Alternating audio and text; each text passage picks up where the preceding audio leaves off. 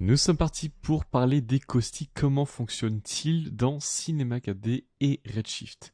Alors, je te présente rapidement la scène. Nous avons différentes lights. Nous avons une dome light pour des réflexions environnantes. Nous avons une background light pour éclairer le fond et créer ce gradient. Et bien sûr, nous avons une spotlight.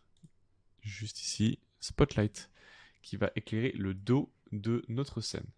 Nous allons lancer tout de suite l'IPR pour voir un petit peu ce qui va se passer en mode normal. Et on va voir un petit peu les différents réglages qu'il va te falloir faire si tu veux visualiser tes gobos. Alors on va aussi supprimer notre Shift tag. Premièrement, dans ta light, il va falloir cliquer dessus et te rendre dans Détails. On va scroller et on va cocher ici Caustic Photon. D'accord? Normalement ici, tu vas avoir une valeur de 1 million à peu près.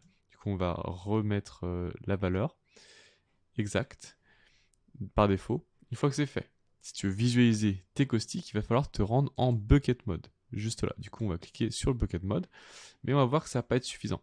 C'est-à-dire qu'avoir la light qui a les caustiques d'activer n'est pas suffisant. Il va falloir aussi l'indiquer sur tes différents objets. Comme du coup ici notre bière, notre verre. Donc pour cela, on va faire un clic droit, on va aller dans Render Tag, Redshift Object. Ok. Une fois que c'est fait, on va pouvoir aller se rendre dans Visibility, on y est déjà. On va cliquer sur Override et on va cliquer ici Cast Caustic Photon. Ok. Du coup, on clique dessus et maintenant, on va avoir notre light qui va bien affecter notre verre.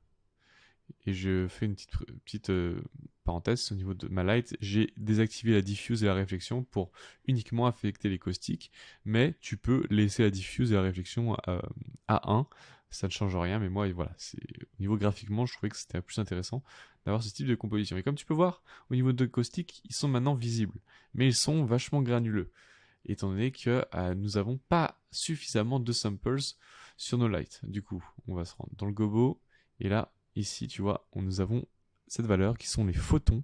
Il va falloir augmenter cette dernière si tu veux avoir des caustiques qui soient bien plus lisses. Du coup, on va rajouter 2 zéros afin d'augmenter la quantité de photons et on va voir tout de suite le résultat. Et voilà le résultat après quelques secondes, du coup 35 secondes, mais il faut garder en tête que bien sûr les caustiques prennent du temps à rendre, du coup pour les animations, etc.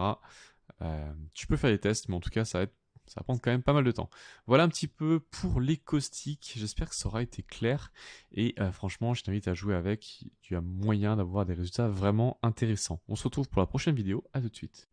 Petite parenthèse aussi, tu peux aussi utiliser des différents gobos abstraits qui mimiquent un petit peu la forme de ta light ici, enfin de tes caustiques, afin de faker les gobos. Étant donné que ici ça prend pas mal de temps, si tu veux le recréer manuellement, on va dire, tu peux aussi utiliser les gobos avec du coup ta light et ajouter une texture.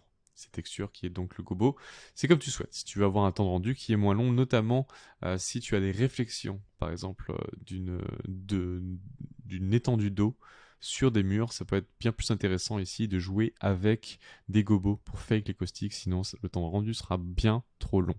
Voilà, c'était une petite parenthèse que je tenais à t'indiquer.